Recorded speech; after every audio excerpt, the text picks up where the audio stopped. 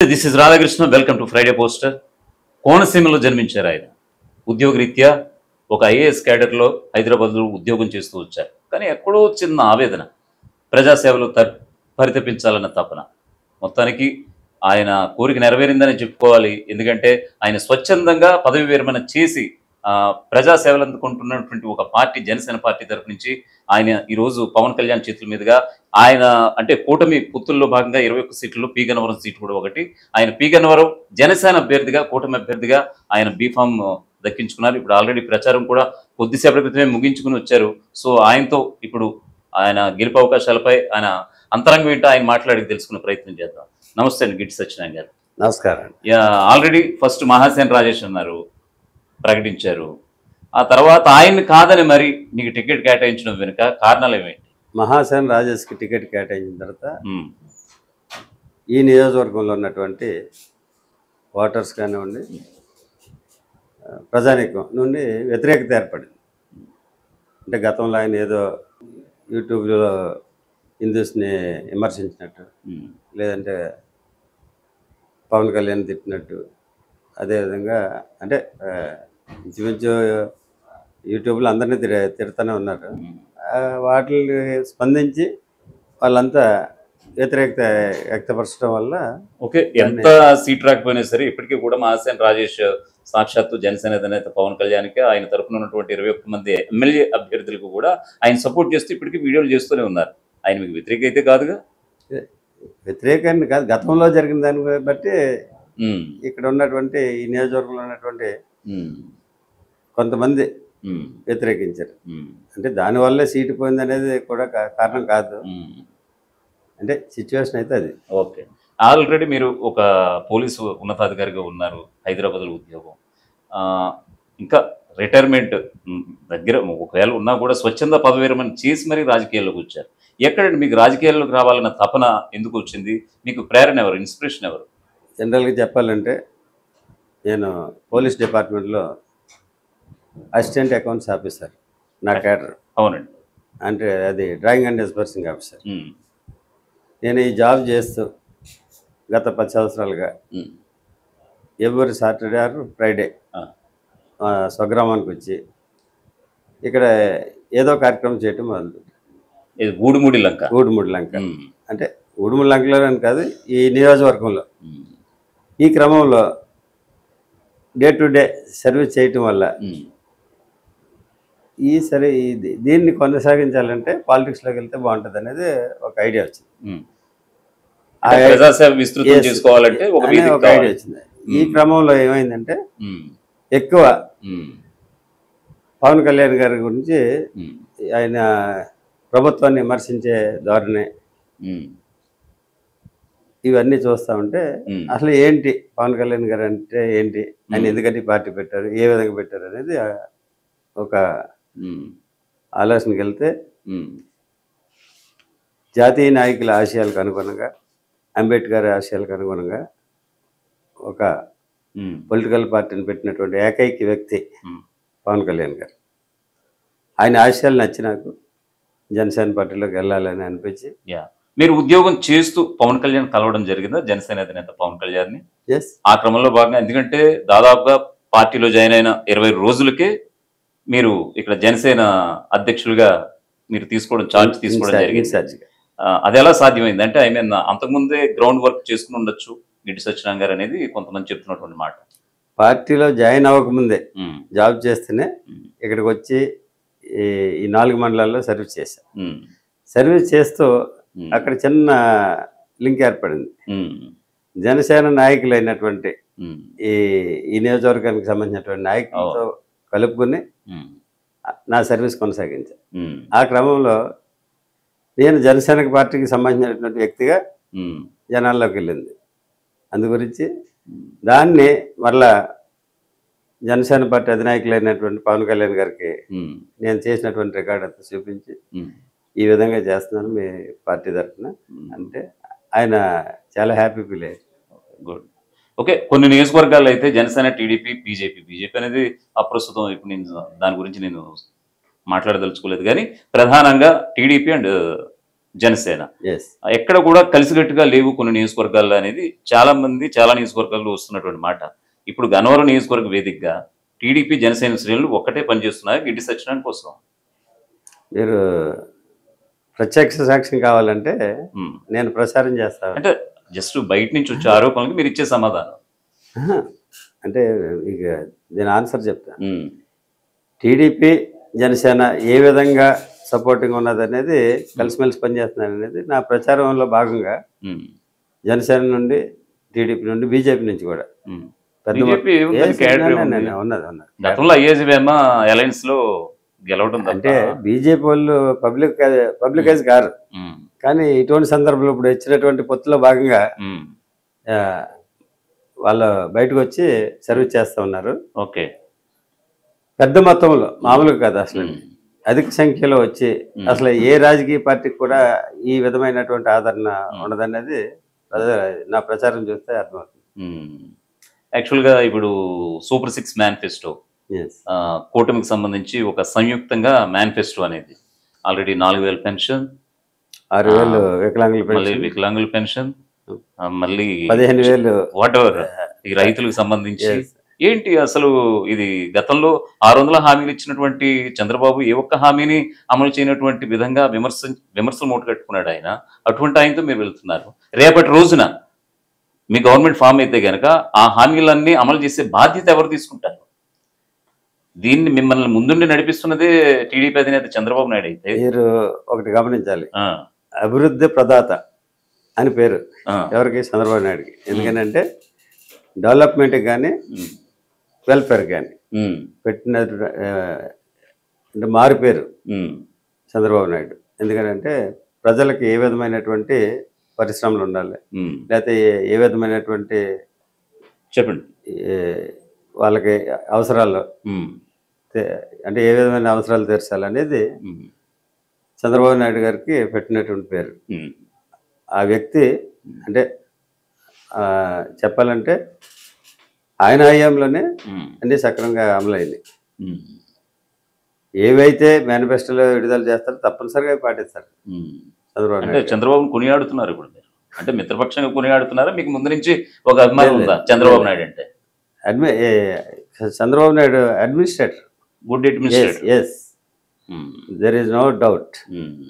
Okay. Overall గా చూడాలంటే Vipparthi Venugopala Rao east Godavari ఉమ్మడి ఈస్ట్ గోదావరి జిల్లా జడ్పీ చైర్మన్ గా అందరికీ సుపరిచితులు. సో ఆయన well known face. Giddi Satyanarayana Hyderabad లో ఒక పోలీస్ డిపార్ట్మెంట్ లో ఆయన ఒక ఉన్నతమైన అధికారి. జనవరి ఐ థింక్ 31 దానికి ఉద్యోగానికి విరమణ చేయడం, ఆ తర్వాత వెంటనే జనసేన పార్టీలో జాయిన్ అవ్వటం, జనసేన గన్నవరం అధ్యక్షులుగా నియమితులు అవ్వటం.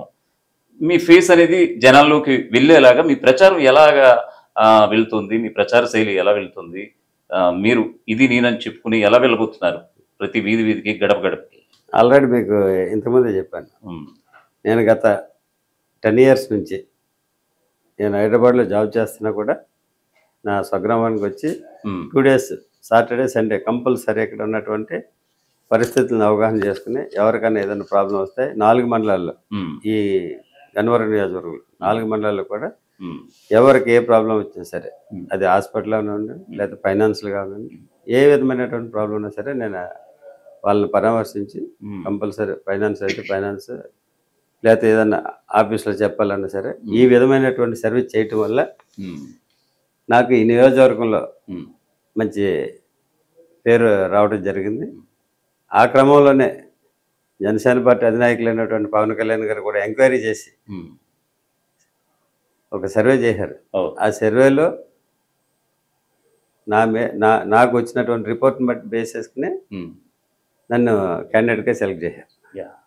అయితే ఈ క్రమంలో విప్పర్తి వేణుగోపాల్ గారు జడ్పీ చైర్మన్ అయ్యుండి కూడా ఇక్కడ చేసింది ఏమీ లేదు, శూన్యం అనే చెప్పాలి. ఎందుకనంటే ఈ నియోజకవర్గంలో ప్రత్యేకించి గన్నవరం నుండి అమలాపురం వెళ్ళే రోడ్డు చూస్తే ఆ దుస్థితి అసలు ఎప్పుడు ఎవరికి రాకూడదు అనిపిస్తుంది. 2 wheelers మీద వెళ్ళేటువంటి ప్రయాణికులు ఎన్నో ఇబ్బందులు పడుతూ ఉన్నారు. స్థానిక ఎమ్మెల్యేగా ఉన్నటువంటి సిట్టింగ్ ఎమ్మెల్యే మీద మీరు ఎందుకు విమర్శలు చేయట్లేదు? మరి చెప్తే అది కూడా చెప్తున్నా, జడ్పీ చైర్మన్ గారు ఈ జిల్లా పరిషత్ ఉమ్మడి జిల్లా పరిషత్ చైర్మన్ అయ్యుండి కూడా ఆయన ఏం పట్టించుకోలేదు. గతంలో ఇది వైఎస్ఆర్సీపీ ప్రభుత్వంలో ఉన్నటువంటి ఎమ్మెల్యే కూడా ఓకే. అసలు ఏ విధమైనటువంటి డెవలప్మెంట్ లేదు.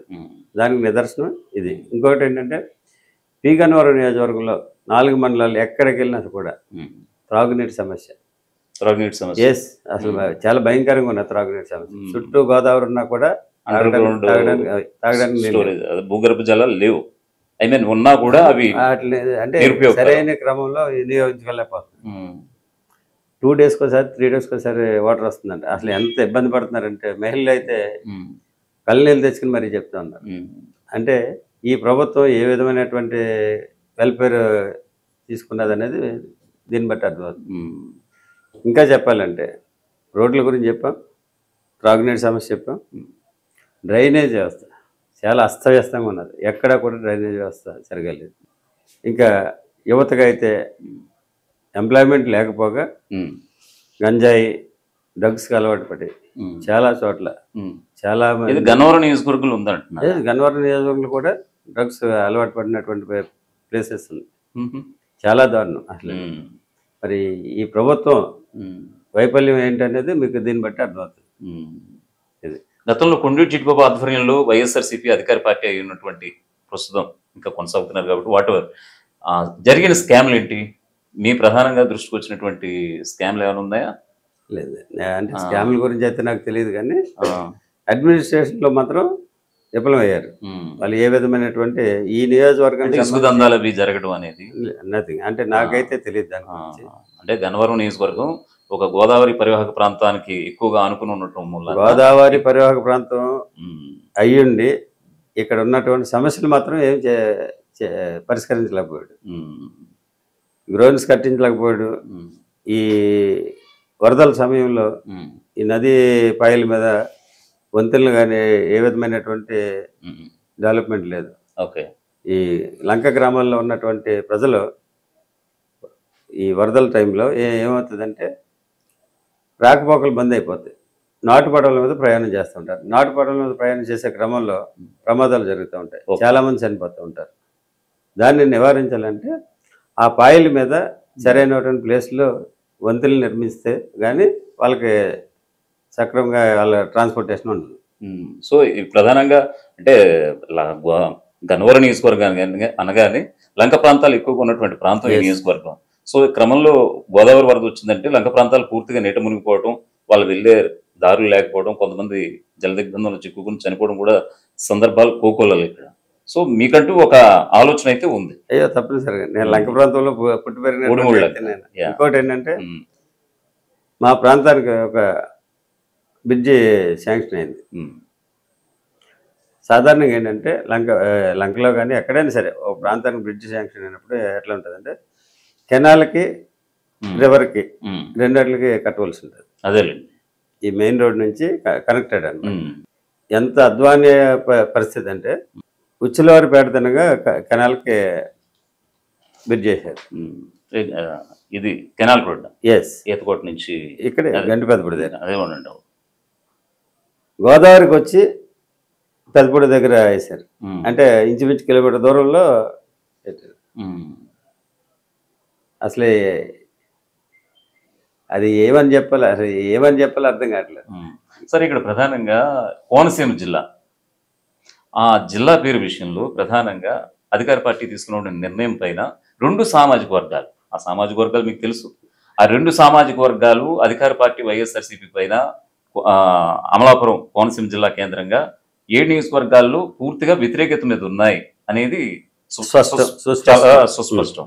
ఎందుకంటే సరార్థర్ కాటన్ కోనసీమ జిల్లా అయినా మేము భరించే వాళ్ళమేమో కానీ మహానేత డాక్టర్ బిఆర్ అంబేద్కర్ రాజ్యాంగ ప్రధాత ఆయన పేరు పెట్టడం వెనుక ఈ 2 సామాజిక వర్గాలు వ్యతిరేకించాయి. సో ఆ ఓట్ బ్యాంక్ మీకు కలిసి వచ్చే అవకాశం ఉందని చాలా మంది అంటున్నారు. దీనిపై మీరేమంటారు? మేబీ చెప్పండి. ఓట్ బ్యాంక్ కలిసి వచ్చే అవకాశం ఉంది. ఎస్, ఖచ్చితంగా. ఎందుకంటే ప్రభుత్వం మీద ఉన్నటువంటి వ్యతిరేకతే ఈ విధంగా పనికొస్తుంది. సో అది ప్రభుత్వం మీద వ్యతిరేకత. ఎస్, అంటే ఆ రోజు జగన్ తీసుకున్నటువంటి నిర్ణయం మీ దృష్టిలో తప్పని అనలేం, కానీ పరిస్థితులు అటువంటి ఆయన ఎప్పుడో మహారాష్ట్రలో పుడితే ఆయన పుట్టిన ఊరికి కావచ్చు, ఆ రాష్ట్రానికి కావచ్చు పెట్టలేనటువంటి పేరు. సాధారణంగా ఏంటంటే ఆ, డాక్టర్ బిఆర్ అంబేద్కర్ ఆ. ప్రపంచ మేధావులో ఒకరు. ఒక జిల్లాకి పరిమితం చేయడం అనేది అటువంటి మేధావిని జిల్లాకి పరిమితం చేయడం అనేది కొంచెం బాధే. బాధ. గిడ్డి సత్యనారాయణ గారి ఆలోచనలో. ఎస్. ఎస్. ఓవరాల్గా చెప్పాలంటే ఆయన నవరత్నాలు అంటూ పథకాలు ప్రవేశపెట్టడం, ఆ ఉన్న పథకాలనే పెంచుకుంటూ వెళ్ళారు తప్ప కొత్త మేనిఫెస్టో అంటే ఏమీ లేదు. సో మీరు ఒక ఇండస్ట్రీస్ లేవు, ఉమ్, కుటీర పరిశ్రమలు లేవు, ఏమి లేవు. అది ఇక్కడ కోనసీమ జిల్లా వరకు చూసుకుంటే ఉమ్, కొబ్బరి తోటలు, ఉమ్, ఈ కొబ్బరి తోటలకి సంబంధించినటువంటి అనుబంధ పరిశ్రమలు లేవు. ఉమ్, అనుబంధ పరిశ్రమలు ఉంటే ఏమవుతుందంటే మహిళలకి, యువతకి ఉమ్. ఉపాధి అవకాశాలు వస్తాయి. ఓకే. అటువంటి ఉపాధి అవకాశాలు లేనప్పుడు వీళ్ళు పక్కదారి పెట్టేస్తారు. ఉమ్, ఇక్కడ ఉన్నటువంటి మనకి ముడిసరికి ఏదైతే ఉన్నదో దాన్ని ఉపయోగించి దాన్ని అనుబంధ పరిశ్రమలుగా పెట్టుకుంటే బ్రహ్మాండమైనటువంటి ఉమ్, ఈ డెవలప్మెంట్ ఉంటుంది. ఉమ్, ఏ విధమైనటువంటి ఉమ్. డెవలప్మెంట్ లేదు కాబట్టి ఈ రోజున ప్రభుత్వం మీద వ్యతిరేకత ఉన్నదని చెప్పగలుగుతాం. గిడ్డి సత్యనారాయణ గారు ఆలోచనలో మన ఏపీ రాజధాని ఏది? అమరావతి. అమరావతి దగ్గర ఉంటుంది. ఆల్రెడీ చంద్రబాబు నాయుడు గారు ఫిక్స్డ్. చంద్రబాబు పేరెత్తుతున్నారు మాట్లాడితే. మీ జనసేన అధినేత పవన్ కళ్యాణ్ పేరెత్తాలి మీరు. అంటే ఉమ్మడి అభ్యర్థులు కదా. ఉమ్మడి అభ్యర్థి అయినా మీ అధ్యక్షులు వారేగా, ఆయన పేరే తలాలి గెలిచేంత వరకు కూడా. Okay, what ever. ఇంకా ఓవరాల్గా చూస్తే కనుక ఇక్కడ విపర్తి వేణుగోపాలరావు గారు జడ్పీ చైర్మన్గా ఉన్నారు. ఆయన కూడా అనుకోలేదు ఇక్కడ వస్తానని. 2019లో కూడా ఆయన ట్రై చేశాడు. ఈరోజు మీ ప్రధాన అభ్యర్థిగా ఉన్నారు. ఈ విషయాలని పక్కన పెడితే 2009లో కాంగ్రెస్ తరఫున పాముల రాజేశ్వరిదేవి, 2014లో పులపర్తి నారాయణమూర్తి, 2019లో కొండేటి చిట్టిబాబు. సో 3 దఫాలుగా 3 పర్యాయాలు మార్చిన ఘనత గన్నవరం ఓటర్లది. ఒకసారి కాంగ్రెస్, రెండోసారి టీడీపీ, మూడోసారి వైఎస్ఆర్సీపీ, 4వసారి జనసేనకు వస్తుందని మీరు చాలా హోప్స్ మీద ఉన్నారా? 100%. ఇంకో విషయం, 2009లో చూసుకుంటే 40,000 ఓట్ల మెజార్టీతో ఆ రోజు అయితే ఇంకా జంగా గౌతమ్ 40,000 ఓట్లు థర్డ్ ప్లేస్లో ఉన్నాడు ఆయన. మళ్ళీ 2000 అది ప్రజారాజ్యం పార్టీ. తర్వాత 2019లో జనసేన ఇండివిజువల్గా పోటీ చేసినప్పుడు పాముల రాజేశ్వరిదేవి ఆ రోజు కూడా థర్డ్ ప్లేస్లో ఉంది. సో మీరు ఇప్పుడు జనసేన అభ్యర్థిగా 2024లో మీరు ఇప్పుడు పోటీ చేస్తున్నారు, అది కూడా కూటమి అభ్యర్థిగా. ఖచ్చితంగా గెలుస్తారన్న ధీమా ఎంత మేరకు ఉంది? ఎంత మెజార్టీ రాబోతుందని మీ ధీమా? మెజార్టీ గురించి అయితే నేను చెప్పలేను, కానీ గెలవటం అనేది మాత్రం ఖాయం. ఏం చేతంటే 2019 ఎలక్షన్లో జనసేన పార్టీకి 36,000 వచ్చింది, టీడీపీకి 45,000 చేంజ్ వచ్చింది. అంటే ఈ రెండు కలిపితే 80,000 చేంజ్. 80,000 ఓట్స్ ఈ రెండాట్లు కలిపి వచ్చినప్పుడు అక్కడ వైఎస్ఆర్సీపీకి 63,000 సీట్స్ ఓట్స్ వచ్చింది. Okay. So comparatively 2019 elections definitely win అవుతానని అనుకుంటున్నాను. ఖచ్చితంగా. ఓకే. ఇప్పుడు యాక్చువల్గా ఈరోజు 1వ తారీఖు అండి. ఇంకా మోస్ట్లీ ఇంకా 10 డేసే ఉంది. ఈసీ గైడ్లైన్స్ ప్రకారం 11వ తారీఖు సాయంత్రం 5 గంటల లోపు ఆల్రెడీ మీ పార్టీ అధ్యక్షులుగా జనసేన అధినేత వచ్చేసారు. మీ మిత్రపక్షం కూటమి ప్రధాన అధ్యక్షులు చంద్రబాబు ఇద్దరు సంయుక్తంగా ఒక మీటింగ్ కూడా ఏర్పాటు చేస్తారు. మీటింగ్ పెట్టారు. బీజేపీ తరఫు నుంచి ఇంకెవరన్నా అతిరథ మహారథులు వచ్చే అవకాశం ఉందా గిడ్డి సత్యనారాయణ కోసం? మేబీ రావచ్చు. మీకు ఎలాంటి సమాచారం లేదా? ప్రస్తుతానికి అయితే లేదు, రావచ్చు. ఇంకెవరన్నా వచ్చే అవకాశం ఉందని మీకు ఒక స్టార్ క్యాంపెయినర్స్ వస్తున్నారు. ఎవరు వస్తున్నారు? ఈరోజు ఐప్రాది వచ్చారు, జబర్దస్త్ టీం. తర్వాత నాగబాబు గారు కూడా వస్తారు కంపల్సరీ. అలాగా నాగబాబు. ఎస్. సో వీళ్ళు అంటే నాకు తెలిసి మీరు ఒంటరిగానే వెళ్తున్నారనే చెప్పుకోవాలి, అంతే అంటారా? అంటే ఒంటరిగా ఎలాగవుతుంది? అంటే ఒంటరిగా అంటే ఐ మీన్ ఎక్కువ ప్రచారంలో మీకు కూటమి అనేది చాలా పెద్దది. లేదు, ప్రచారంలో భాగంగా తెలుగుదేశం, బీజేపీ, జనసేన ఈ నాయకులు, కార్యకర్తలు, అభిమానులు పెద్ద మొత్తంలో ప్రచారంలో ఉన్నారు. ఒంటరిగా ఎలాగవుతుంది?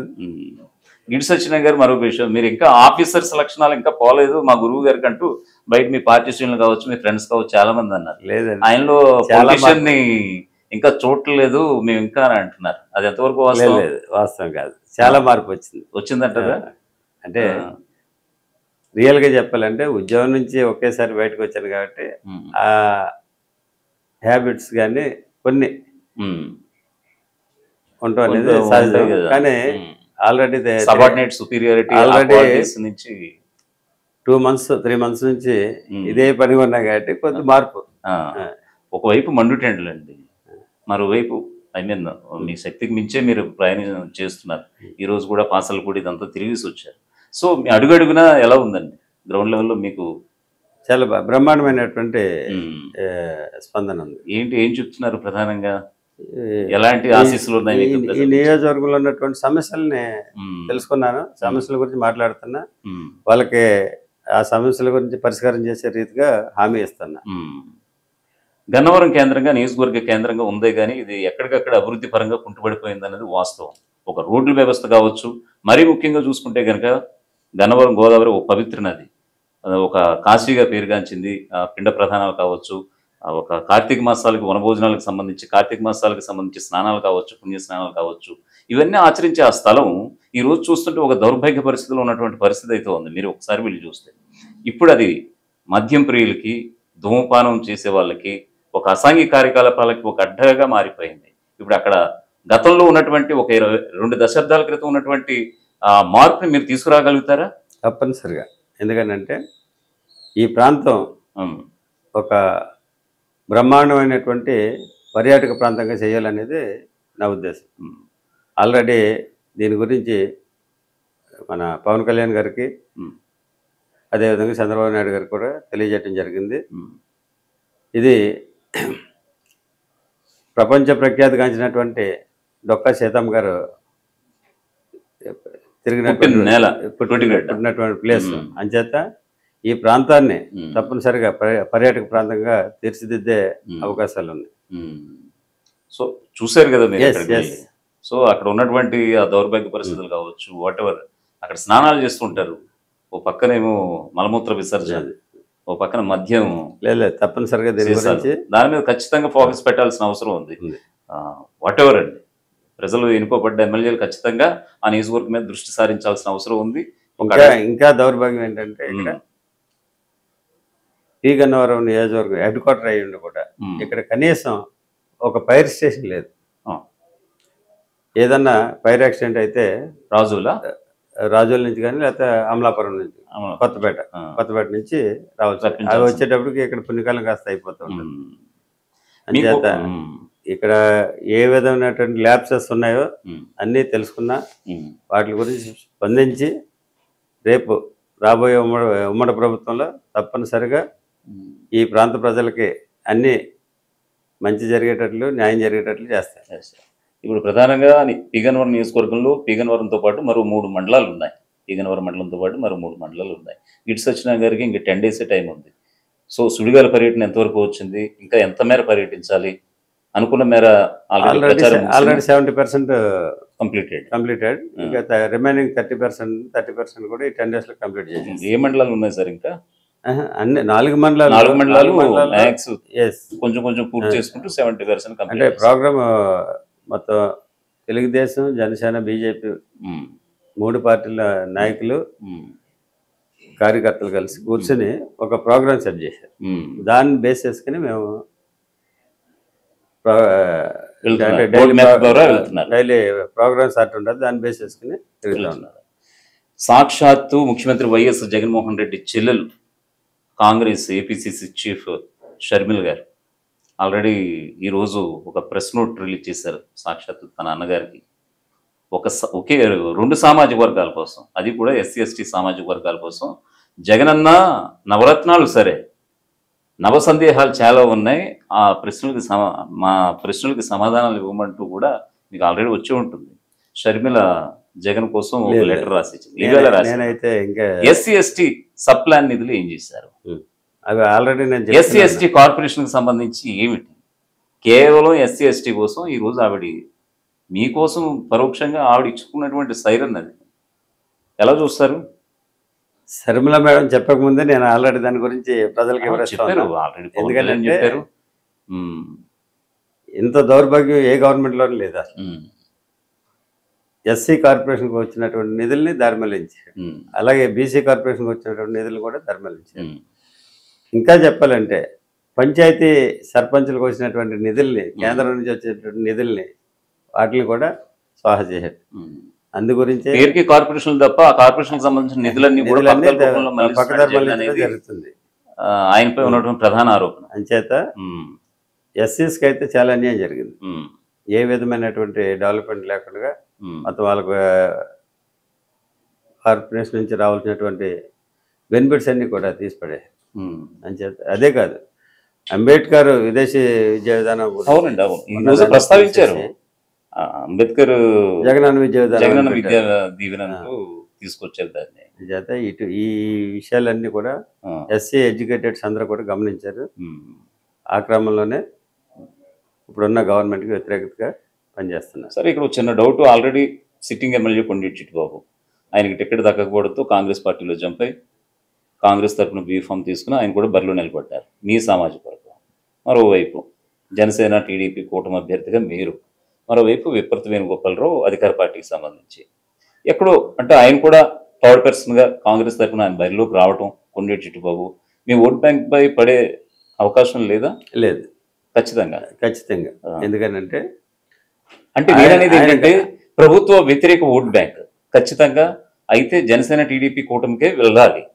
మధ్యలో ఎప్పుడూ లేనటువంటి కాంగ్రెస్ ఈసారి షర్మిల ఆధ్వర్యంలో